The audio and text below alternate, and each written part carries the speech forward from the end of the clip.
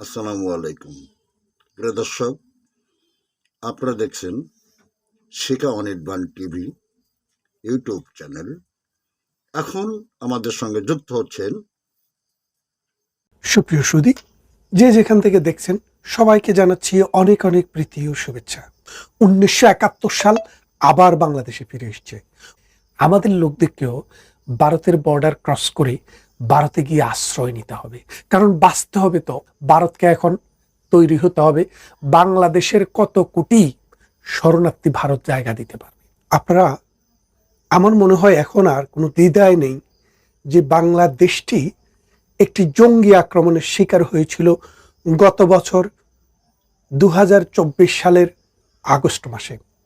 অর্থাৎ আমেরিকা অর্থ দিয়ে, ইরান থেকে অর্থ গিয়ে এবং তাদের সাথে টার্কি থেকে অর্থ গিয়ে এই এক বিশাল অর্থ দুদিক থেকে আমেরিকার স্বার্থ ছিল বাংলাদেশের ভূখণ্ডটাকে নিজেরা ব্যবহার করার উপযোগী করে তুলতে হলে জঙ্গি নাটক খেলতে হবে। আর টার্কি এবং ইরান, তাদের স্বার্থ হলো তারার মতো আরও কিছু মৌলবাদী দেশ পৃথিবীতে সৃষ্টি করতে হবে।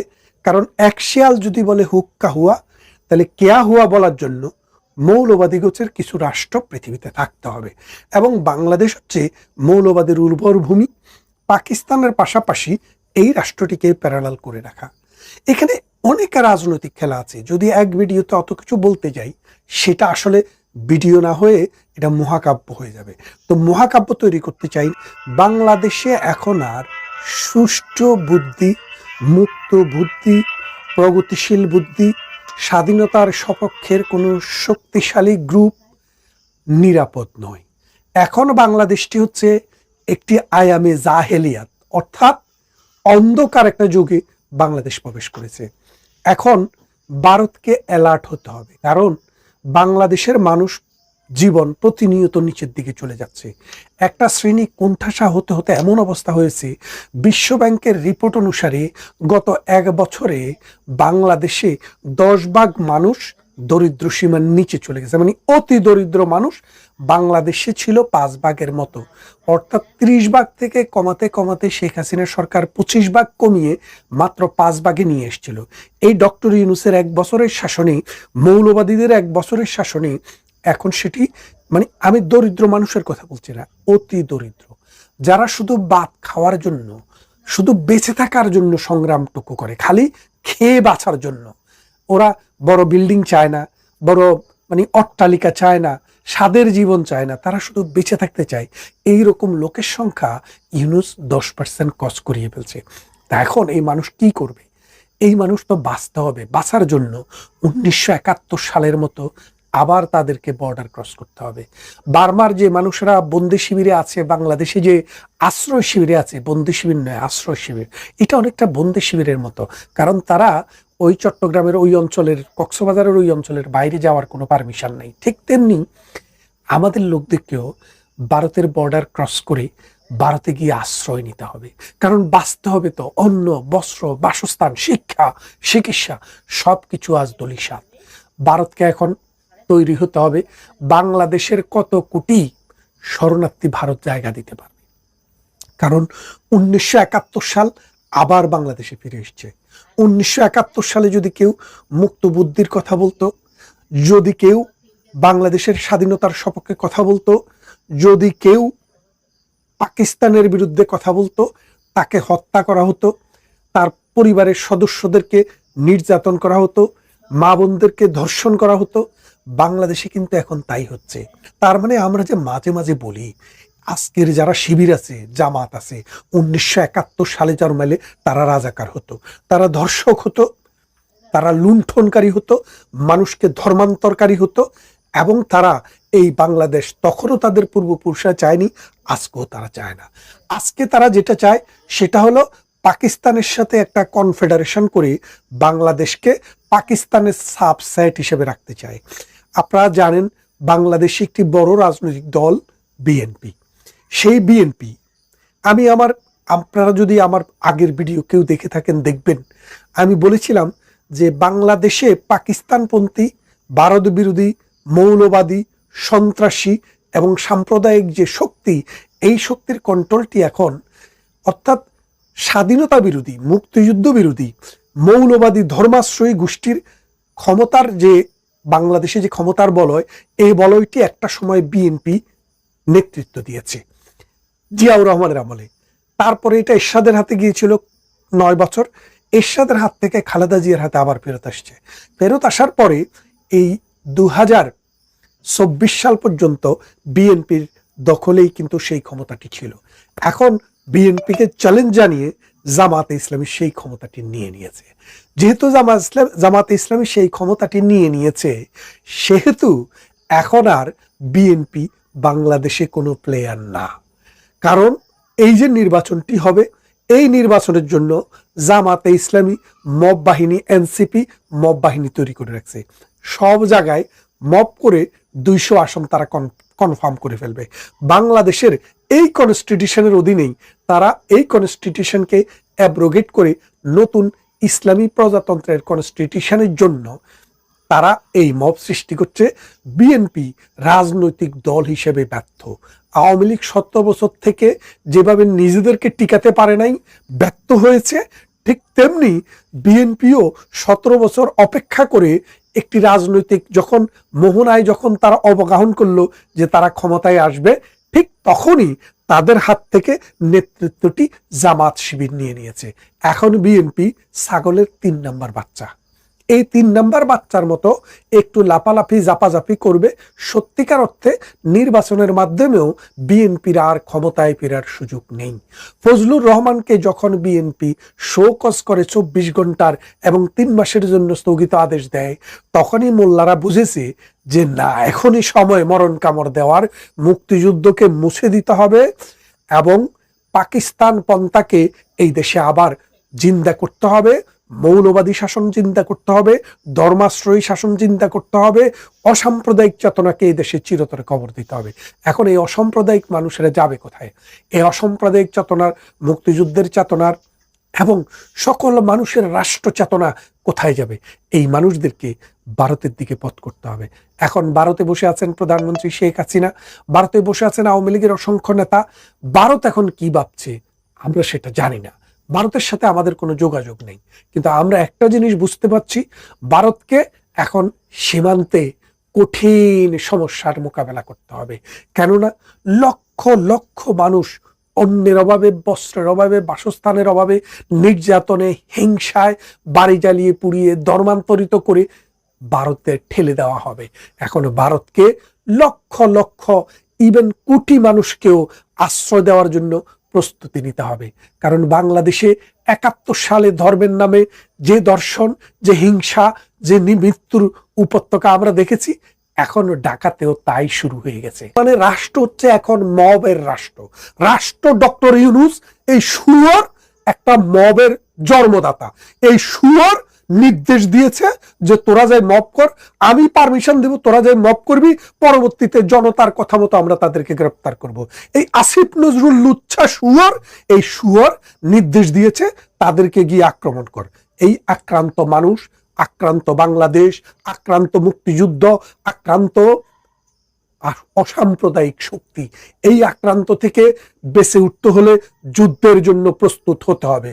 আমরা যুদ্ধ করে আমাদের দেশটাকে আবার আমাদের কন্ট্রোলে আনবো। আমরা স্বাধীন করেছি 1971 সালে, আমাদের মুক্তির সংগ্রাম শেষ হয়নি। আমাদের মুক্তির সংগ্রাম হচ্ছে সাম্প্রদায়িকতা থেকে মুক্তি, আমাদের মুক্তির সংগ্রাম হচ্ছে পাকিস্তানের অ্যাগ্রেশন থেকে মুক্তি, আমাদের মুক্তির সংগ্রাম হচ্ছে ধর্মভিত্তিক যে রাজনীতি মানুষকে ডিভাইড করে সেটা থেকে মুক্তি, আমাদের সংগ্রাম হচ্ছে এই মবক্রেসি থেকে মুক্তি, আমাদের সংগ্রাম হচ্ছে ইউনূসের মতো এই বাটপারের হাত থেকে মুক্তি, আমাদের সংগ্রাম হচ্ছে আসিফ নজরুলের মতো এই লুচ্ছাদের হাত থেকে বাংলাদেশের মুক্তি। আসুন আমরা এই মুক্তির সংগ্রামে যার যার অবস্থান থেকে তৈরি হই। আমাদের সাথে পুরা বিশ্বের শান্তিকামী, মুক্তিকামী, গণতন্ত্রকামী এবং অসাম্প্রদায়িক যে শক্তি আছে আমাদের সাথে থাকবেন। আপনারা ভয় পাবেন না। আপনারা মনে রাখবেন, রাত যত গভীর হবে ভোর হওয়ার সম্ভাবনাটা তত নিকটবর্তী হবে। আমরা এই বাংলাদেশকে এই স্বাধীন বাংলাদেশকে আবার কন্ট্রোল করব, আবার আমরা টেক ব্যাক করব।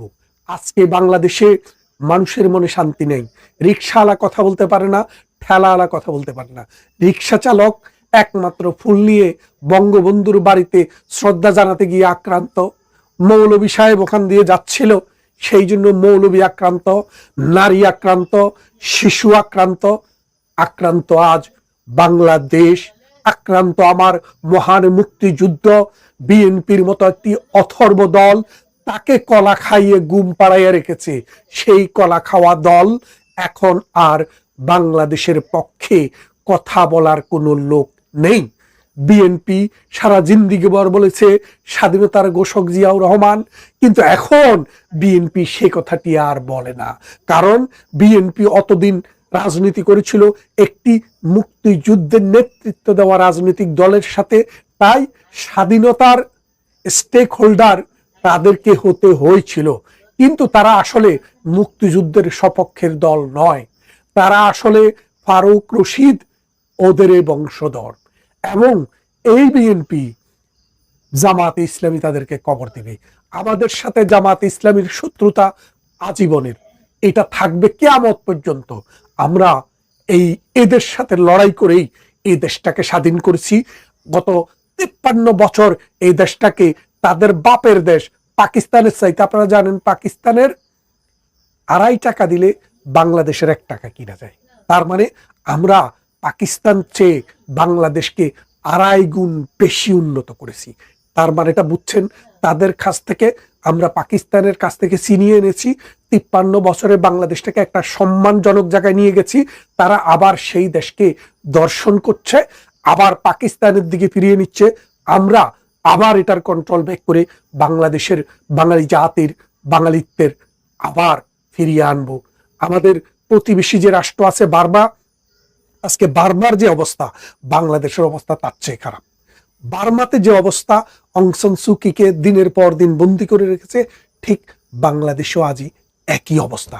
আসুন আমরা এই সন্ত্রাস, এই চাঁদাবাজ এবং এই মৌলবাদকে রুখে দিয়ে, এই মবক্রেসিকে রুখে দিয়ে আমাদের দেশটাকে রক্ষা করি। কথা হবে অন্য কোনো ভিডিওতে।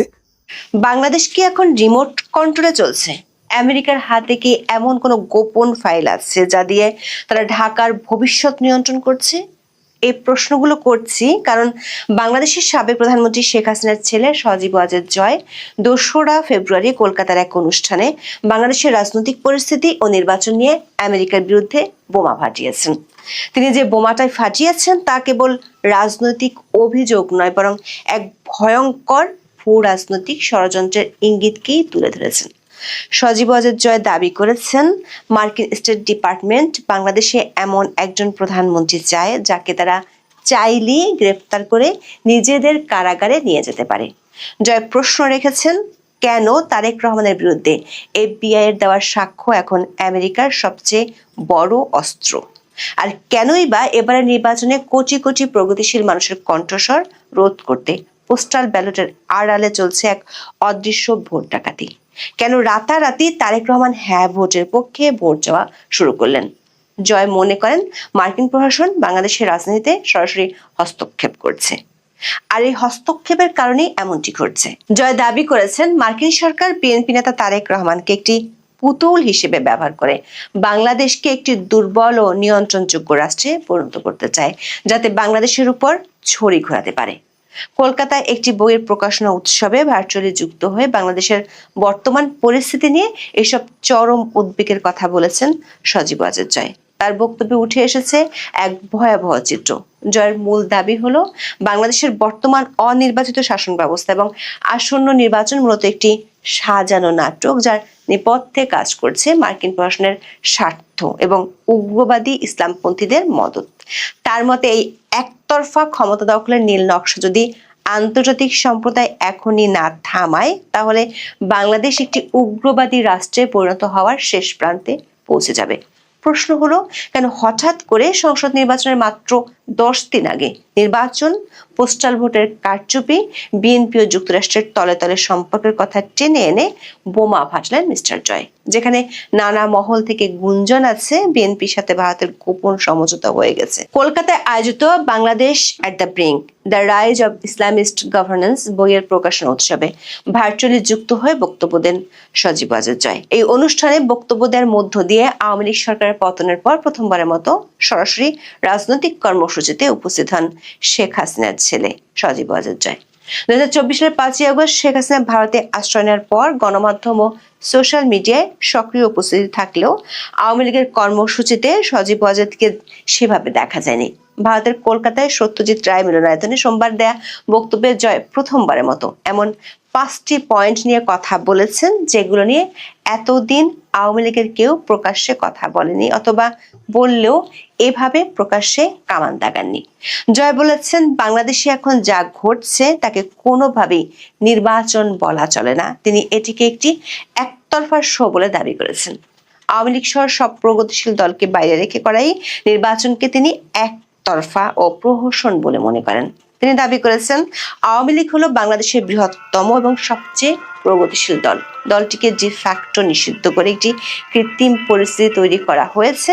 জয়ের ভাষায়, এটি আসলে কোনো নির্বাচনী নয়, এটি একটি সাজানো মঞ্চ। শুধু আওয়ামী লীগ নয়, বরং জাতীয় পার্টি সহ অন্যান্য ক্ষুদ্র ও প্রগতিশীল দলগুলোকে নির্বাচনের বাইরে রাখা বা তাদের উপর দমন পীড়ন চালানোর অভিযোগ তুলেছেন তিনি। জয়ের মতে এটি একটি 2 হর্স রেস বা 2 ঘোড়ার দৌড়, যেখানে শুধু বিএনপি আর জামাত একে অপরের সাথে পাল্লা দিচ্ছে। তিনি বলেছেন, আওয়ামী লীগের মতো বড় দলকে বাইরে রেখে নির্বাচন করার অর্থ হলো ভোট শুরুর আগে ফলাফল নির্ধারণ করে রাখা। তিনি প্রশ্ন তোলেন, আওয়ামী লীগ যদি এতই অজনপ্রিয় হয় তবে কেন তাদের নির্বাচনে অংশ নিতে বাধা দেওয়া হচ্ছে? জয়ের অভিযোগ, বাংলাদেশে এমন এক আতঙ্কের পরিবেশ তৈরি করা হয়েছে যেখানে সাধারণ মানুষ তাদের রাজনৈতিক পছন্দ প্রকাশ করতে ভয় পাচ্ছে। জয় বলেন, জনমত জরিপে দেখা যায় একটি বড় অংশ তাদের ভোটাধিকার সম্পর্কে মন্তব্য করতে রাজি নয়, কারণ তারা আওয়ামী লীগকে সমর্থনের কথা বললে হামলার শিকার হতে পারে। তবে জয়ের বক্তব্যের সবচেয়ে বড় বোমা ছিল মার্কিন প্রশাসনকে নিয়ে। তিনি দাবি করেছেন, মার্কিন স্টেট ডিপার্টমেন্ট এমন একজনকে বাংলাদেশের ক্ষমতায় দেখতে চায় যাকে তারা সহজেই বশ করতে পারবে। জয়ের ভাষায়, তারেক রহমানের দুর্নীতির ফাইল এবং এফবিআই এজেন্টদের সাক্ষ্য আমেরিকার হাতে আছে। তার দাবি হলো, এফবিআই এজেন্টরা বাংলাদেশে এসে তারেক রহমানের বিরুদ্ধে সাক্ষ্য দিয়েছিলেন, ফলে মার্কিন যুক্তরাষ্ট্রের কাছে তাকে যে কোনো সময় গ্রেফতার বা অভিযুক্ত করার ক্ষমতা রয়েছে। ফলে তিনি প্রধানমন্ত্রী হলেও আমেরিকার ইশারা ছাড়া এক পাও নড়তে পারবেন না, কারণ আমেরিকা যে কোনো সময় তাকে গ্রেফতারের হুমকি দিতে পারে। জয়ের মতে, এই চাপের কারণে বিএনপি তাদের দীর্ঘদিনের অবস্থান বদলে প্রধানমন্ত্রীর ক্ষমতা কমানোর জন্য মার্কিন মদতপুষ্ট গণভোটে সমর্থন দিয়েছে। জয় অভিযোগ করেছেন, এটি বাংলাদেশকে একটি পুতুল রাষ্ট্র বানানোর ব্লুপ্রিন্ট। জয় মনে করেন, মার্কিন আইন অনুযায়ী তারা যে কোনো বিদেশি নাগরিককে অন্য দেশ থেকে ধরে নিয়ে গিয়ে বিচার করার ক্ষমতা রাখে। জয়ের অভিযোগ, এই তথ্যটি ব্যবহার করে মার্কিন প্রশাসন তারেক রহমানকে নিয়ন্ত্রণ করছে। জয় দাবি করেন, বিএনপি দীর্ঘদিন ধরে সংবিধান পরিবর্তনের জন্য গণভোটের বিরোধিতা করলেও হঠাৎ করে মার্কিন চাপে তারা হ্যাঁ ভোট দেওয়ার পক্ষে অবস্থান নিয়েছে। তার মতে, এই গণভোটের উদ্দেশ্য হলো প্রধানমন্ত্রীর ক্ষমতা কমিয়ে সরকারকে দুর্বল করা, যাতে বিদেশি শক্তিগুলো সহজেই প্রভাব বিস্তার করতে পারে।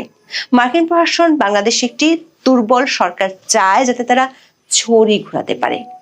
আর যুক্তরাষ্ট্রের ইচ্ছাতেই বিএনপি গণভোটে হ্যাঁ বলার জন্য ইউ-টার্ন নিয়েছে। এমন অভিযোগের তীর তারেক রহমানের দিকে ছুড়ে দিয়েছেন সজীব ওয়াজেদ জয়। জয় অভিযোগ করেছেন, মার্কিন স্টেট ডিপার্টমেন্ট এবং মার্কিন দূতাবাস একটি বিশেষ এজেন্ডা বাস্তবায়নে কাজ করছে। সজীব ওয়াজেদ জয় অত্যন্ত কড়া ভাষায় বর্তমান সরকারকে ইসলামপন্থী সরকার হিসেবে চিহ্নিত করেছেন। তার মতে, এই সরকারের মূল ভিত্তি হলো উগ্রবাদী শক্তি। জয় অভিযোগ করেন, এই সরকার ক্ষমতা আসার পরপরই 2016 সালের হলি আর্টিজান হামলার খুনি এবং ব্লগার হত্যাকারীদের মতো দণ্ডিত জঙ্গিদের মুক্তি দিয়েছে। জয় পরিসংখ্যান দিয়ে দেখান আওয়ামী লীগ নির্বাচনে থাকলে জামাত 5 থেকে 10% বেশি আসন পেত না, কিন্তু আওয়ামী লীগকে নিষিদ্ধ করায় জামাত এখন তাদের শক্তির চেয়েও অনেক বেশি প্রভাব বিস্তার করছে। জয় বলেন, জামাতের লক্ষ্য বাংলাদেশে শরিয়া আইন প্রতিষ্ঠা করা, যা এই অঞ্চলের স্থিতিশীলতা নষ্ট করবে।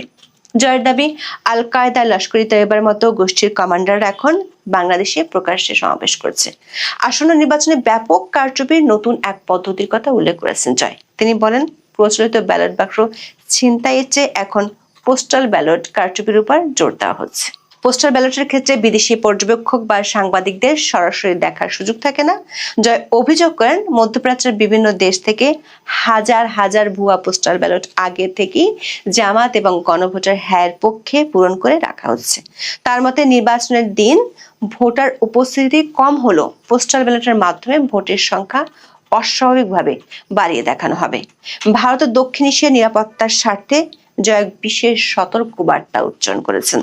তিনি মনে করেন, বাংলাদেশে উগ্রবাদের উত্থান সরাসরি ভারতের পূর্ব সীমান্তের জন্য হুমকি হয়ে দাঁড়াবে। জয়ের ভাষ্য অনুযায়ী, গত 17 বছর আওয়ামী লীগ ক্ষমতায় থাকায় ভারতের উত্তর পূর্বাঞ্চল নিরাপদ ছিল, কিন্তু এখন জামাত ও পাকিস্তান বাংলাদেশে মুক্তভাবে কাজ করার সুযোগ পাবে, যা ভারতের জন্য গুরুতর নিরাপত্তার ঝুঁকি তৈরি করবে।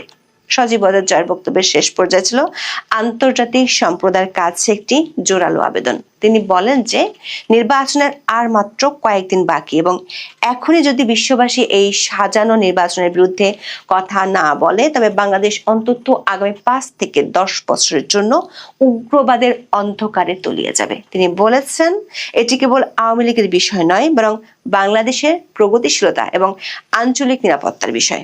জয় বলেন, যদি আপনারা এই নাটকটি চলতে দেন, তবে আপনারা একটি সাজানো সরকার পেতে যাচ্ছেন এবং এরপর বাংলাদেশের কি হবে তা অস্পষ্ট।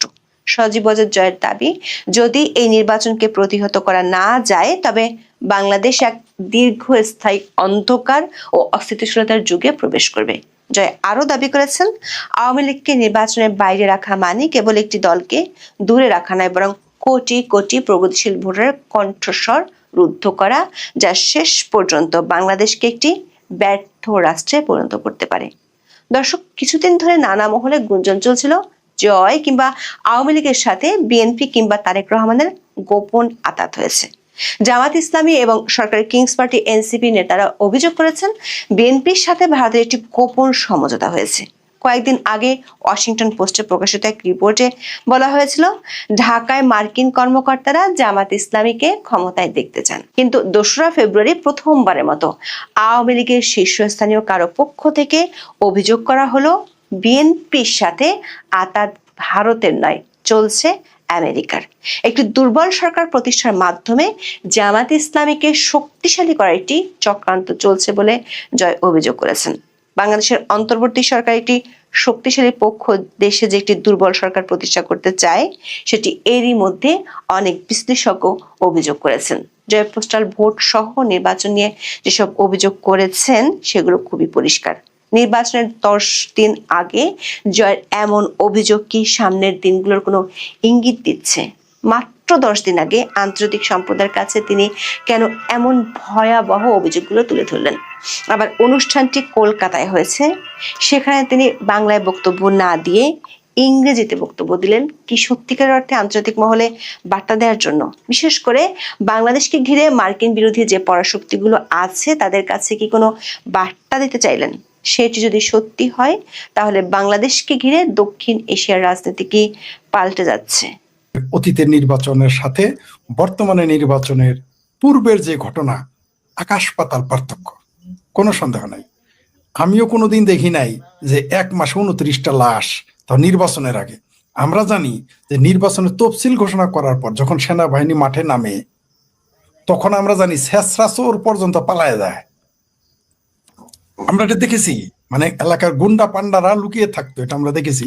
ক্রাইম রেট একেবারেই নিচে নেমে যেত ওই 2.5 মাস 2 মাস। মানুষ খুশি হতো যে নির্বাচন আসছে, ক্রাইম রেট কমে গেছে, এগুলো আমরা দেখতাম।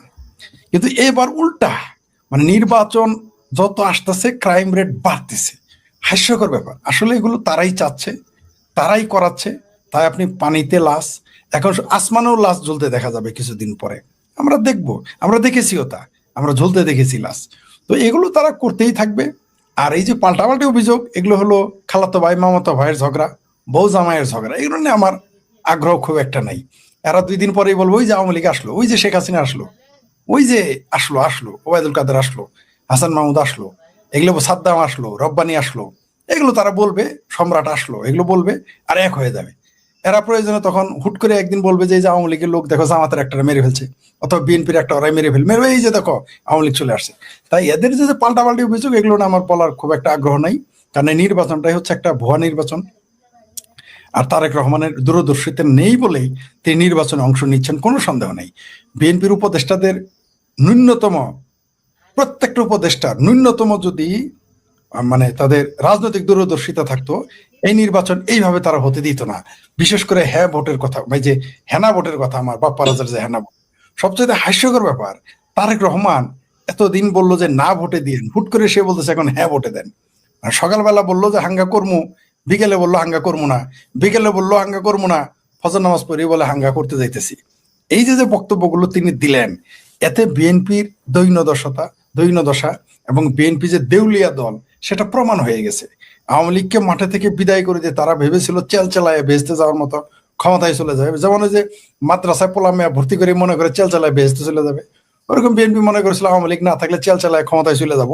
কিন্তু আমরা দেখলাম 17-18 মাসেও তাদের সেই স্বপ্ন পূরণ হয়নি এবং হওয়ার সম্ভাবনা খুব কম। আর জামাতের সাথে তাদের যে সংঘর্ষ, এটা ঘটবেই, কারণ হচ্ছে যে ক্ষমতার ব্যাপারে কেউ কাউকে ছাড় দেয় না, কোনো সন্দেহ নেই, ছাড় দিবেও না। কে চায় তার পত্র এত? কারণ ইলেকশন করতে পারলে এমপি হইতে পারলে সুযোগ সুবিধা। এখন তো এমপি হতে হয় না, শুধু জুলাই সন্ত্রাসী নিজেদের ঘোষণা করলেই, তাদের ভাষায় জুলাই সন্ত্রাসী বিপ্লবী, তাদের ভাষায় জুলাই আন্দোলন করবে, এটা ঘোষণা দিলেই হাই কমিশনের চাকরি পাওয়া যায়, 1.5-2 কোটি টাকার বাড়ি ফ্ল্যাট পাওয়া যায়, যা ইচ্ছা তাই পাওয়া যায়। এমনকি জুলাই বিপ্লবী ঘোষণা করলে শ্বশুরের চাকরি দেওয়া যায়। মানে আগে শুনতাম যে জামাই ভাগ্নে এদের পোলা মেয়ে এদের চাকরি দিত, এখন শ্বশুরের চাকরি হয়। তো সুতরাং এদের এই সুবিধাটা এরা ভোগ করবেই ক্ষমতায় না থাকলেও। তো এই মুহূর্তে বাংলাদেশের যে সিচুয়েশন চলতেছে, 12 তারিখের পরে না দেখবেন খেলাটা, 12 তারিখের পরে বাংলাদেশের জনগণ একটা সিদ্ধান্ত নেবে। আমরা শুধু কিন্তু আওয়ামী লীগ, বিএনপি, জামাত, এনসিপি, আমার ভাবির পোলা, এদের নিয়ে কথা বলি, আমরা কিন্তু জনগণ কি ভাবতেছে এটা আমরা কথা বলি না। মনে করেন জনগণ আসলে সিদ্ধান্তে আসতে পারতেছে না। জনগণ 12 তারিখে একটা স্কেল দিয়েছে বিএনপির জন্য, জামাতের জন্য বা ইউনুসের জন্য। এটা কিন্তু জনগণ একটা মার্জিন নিয়েছে দাঁড়িয়ে, যে এরপরে একটা কিছু ঘটবে। যখন 12 তারিখের পর কিছু ঘটবে না, আপনি বাংলাদেশের জনগণকে এত বোকা মনে করেন না। আমার কিন্তু আস্থা আছে, আমার যথেষ্ট আস্থা আছে। এই দুঃসময় যখন বাংলাদেশের ঢাকা বিশ্ববিদ্যালয়ের মতো জায়গা তুরস্ক পাকিস্তানের এম্বাসির ছত্রছায়ায় ঢাকা বিশ্ববিদ্যালয় সংসদ দখল করে নিল জামাত, তখনও কিন্তু আমি বলেছিলাম আমি ছাত্রদের প্রতি আমি আস্থা হারাই নাই। আপনারা তার প্রমাণ দেখেছেন যে ঢাকা বিশ্ববিদ্যালয় কিন্তু গোলাম আজমের দাড়ি টুপি আলো ছবিতে জুতা মারা হয়েছে, আপনারা দেখেছেন। আমি আস্থা হারাই না, আমি যেমন ছাত্রদের প্রতি আস্থা হারাই নাই, তেমনি বাংলাদেশের জনগণের প্রতি আমি আস্থা হারাই না। কারণ দিন শেষে বাংলাদেশের জনগণই হচ্ছে রাজনীতির মেরুদণ্ড, তারা ব্যাকবোন বাংলাদেশের রাজনীতির। আপনি যাই বলেন না কেন, আপনি দেখেন তো বাংলাদেশের জনগণই না থাকতো তাহলে আওয়ামী লীগ এত জনপ্রিয় কিভাবে হলো? এই দেশের জনগণ তাদেরকে ছুঁড়ে ফেলে দিয়েছিল আগস্ট মাসে। এখন কেন তারা চাচ্ছে আওয়ামী লীগ আসুক? এটা এমন না যে আমি আওয়ামী লীগের পক্ষের জন্য এটা বললাম। আপনি ভোট দিতে দেখেন না, শুধু ভোটটা হইতে দেন, দেখেন কি হয়। আপনি দেখেন এরা বলতেছে যে কাউকে ভোট জোর করে নিতে দিবেন। আর ভাই কে আসবে ভোট জোর করে নিতে? মাঠে তো তোমরা আর মামুরা, খালুরা আর ভাগিনারা, মামুরা আর ভাগিনারা, শালা আর দুলাভাই। তো এখানে কি আওয়ামী লীগ আছে? জামাত আর বিএনপি তো। আর তো মাঝখানে ওই যেগুলো দেখেন ওগুলো তো দল না। মাঝখানে বামপন্থীরা বিনা জামানতে বিনা হিসাবে বেচতে যেমন যাবো আল্লাহর ওলি দরবেশেরা, তেমনি বিনা হিসেবে বামপন্থীরা তো জামানত হারাবে, তাদের কথা বাদ। তো বিএনপি আর আওয়ামী লীগ ছাড়া তো আসলে কোনো দল নাই। ওই জামাত বলেন সামাত বলেন, বিএনপি আর জামাত ছাড়া তো এই মুহূর্তে কেউ নাই। তাহলে কে কাঠটা দখল করবে? আপনি আমাকে বলেন। এই যে অভিযোগ করতেছে ফাজলিমি করে, কে কাঠটা দখল করবে? ভাগ্নে মামুর ভোট নিয়ে নিবে, খালু তার মানে ভাইরা তার ভাইরার ভোট নিবে, মানে তারাই তো। এই যে আপনি যে সর্বশেষ যে পরিস্থিতি এখন বাংলাদেশে দেখতেছেন, ওই যেটা বললেন জনগণ আছে কি নাই, জনগণ আছে কি নাই 12 তারিখের পরে দেখবেন। আমি বারবার বলেছি, সারা জীবন দেখেছেন নেতার ডাকে জনগণ আসে। এই প্রথম বাংলাদেশে ঘটবে, এমনকি পৃথিবীতে, যে জনগণের ডাকে নেতাকে মাঠে নামতে হবে। খুব শীঘ্রই সেটা ঘটবে, 26 সালেই সেটা ঘটবে। 12 তারিখ হলো সেটার, ওই দিন থেকে কাউন্টডাউন করবেন। 12 তারিখ থেকে ওই দিন থেকে 1 2 3 করে গুনবেন, জনগণ মাঠে নামবে। কারণ এদেশে অর্থনীতি ধ্বংস হয়ে গেছে। শুনেন, ইউনূস ক্ষমতায় বসায় দিতে পারবে বিএনপিকে, ওয়াকার সাহেব কাউকে তারাই দিতে পারবে। ভাই, আপনি বাংলাদেশের রপ্তানি কাকে দেয়? ইউনূসের বাবা, ওয়াকারের দাদা, তারা কি বাংলাদেশের রপ্তানি বাড়াইতে পারবে? পারবে না? ডলার না থাকলে আমদানি 10 টাকা চাউল আনতে পারবে ডলার রিজার্ভ ছাড়া? তো বাংলাদেশের রিজার্ভের খবর কি? বাংলাদেশের রপ্তানির খবর কি? এই দেশের যারা বড় বড় রাজনীতিবিদ চাপা যে মারে, এই দেশের রাজনীতি, একটা দেশ টিকে থাকে কিসের উপরে? এই দেশের সেনাবাহিনী আর হচ্ছে অর্থনীতি। তো এই দেশে আর জাতি টিকে থাকে শিক্ষা ব্যবস্থার উপরে, আর গণতন্ত্র টিকে থাকে ফ্রিডম অফ ভয়েসের উপরে, ফ্রিডম অফ প্রেসের উপরে, ফ্রিডম অফ মানে পিপল উপরে, জনগণের স্বাধীনতার উপরে। এখানে তো কোনোটাই নেই। আপনি বলেন তো রিজার্ভে আছে কত বাংলাদেশের রপ্তানি? আপনি জিজ্ঞেস করেন বাংলাদেশের যারা যে সমস্ত আমার ভাবির পোলার রাজনীতি করতে, জিজ্ঞেস করেন তো সব তো ঢাকা বিশ্ববিদ্যালয়ের ছাত্র। আমরা তো বিশ্ববিদ্যালয়ে ভর্তি হওয়ার কোনো সাহসই পাইনি, যে পরীক্ষা দেওয়ারই সাহস পাইনি, যে আমরা মেধা নাই আমাদের। এই মেধাবী যারা আমার ভাবির পোলা, জিজ্ঞেস করেন তো, তাদের ডাক দিয়ে আপনার লাইভে এনে জিজ্ঞেস করেন, যে গুগলে সার্চ না দিয়ে বল যে বাংলাদেশের রপ্তানি আয় কত ছিল আর এখন কত, আর সম্ভাবনা কতটুকু আছে সামনে। এই দেশের রপ্তানি তো ধ্বংস করে ফেলছেন আপনি। এই দেশে গার্মেন্টস শিল্প, আমি একটু আগে একটা লাইভে গিয়ে বলে আসলাম, যারা গার্মেন্টস বুঝে তাদের সাথে আমি কথা বলেছি আজকে। যেহেতু আজকে থেকে লাইভে আসবো, মানে 1 তারিখ থেকে বলছিলাম যে আমাকে অনলাইনে পাওয়া যাবে, আমি একটু ব্যবসায়ীদের সাথে কথা বলেছি আজকে। 5-6 জন গার্মেন্টস ব্যবসায়ী, ভাই আমি তো ব্যবসা বুঝি না, আমার একটু বোঝান। তারা বলল আগামী, এটা কোনো ওই বুদ্ধিজীবীদের বায়াস বা বুদ্ধিজীবীর চাপা না, তারা বড় বড় ব্যবসায়ী, এমনকি একজন আওয়ামী লীগের না, সবগুলো হয় বিএনপি না হয় জামাত ঘেঁষা। তারা বলল যে বাংলাদেশে আগামী 1 থেকে 1.5 মাসের মধ্যে 10 থেকে 12 লক্ষ দক্ষ শ্রমিক বেকার হয়ে যাবে গার্মেন্টসের। মানেটা বুঝতে পারছেন তো দেশ কোন দিকে যাইতেছে? তো আপনি নির্বাচন নিয়ে আসেন, আমি না ভাবতেই আসেন এরা ভাই, আপনি নির্বাচন করেই কি করবেন? আচ্ছা, আপনার সংসারের দায়িত্ব দেওয়া হইলো, ঘরে একটা টাকা নাই, আপনি কিভাবে সংসার চালাবেন? আপনার গৃহস্থগিরি করতে বলা হইলো, আপনার ঘরে আমরা ধানের বীজ নাই, কেমনে গৃহস্থগিরি করবেন? আমাকে বুঝায় বলেন যে আগামী এই গত মাসে, যেমন আমাদের সাংবাদিক সাহেব হিসাব দিলেন যে গত 1 মাসে কতগুলো মানুষ মারা গেছে, কতগুলো সংঘর্ষ হয়েছে, তেমনি একজন ব্যবসায়ীকে লাইভে এনে আপনি বলেন, জামাতের ব্যবসায়ীকে, যে 1 মাসে কত আমদানি করছস, কত রপ্তানি করছস, একটু বল। আমরা কোনো ক্রিটিসাইজ করবো না, জেনুইন ফিগারটা। তাহলে তো দুধ কা দুধ পানি কা পানি হয়ে যাবে। বাংলাদেশ কোন দিকে যাচ্ছে? ডক্টর ইউনূস তার ট্যাক্স মাফ করাইতে পারবে, কিন্তু ডক্টর ইউনূস কি আমদানি রপ্তানি বাড়াইতে পারবে? তাকে বলেন না ইউরোপে গিয়ে বাংলাদেশের কিছু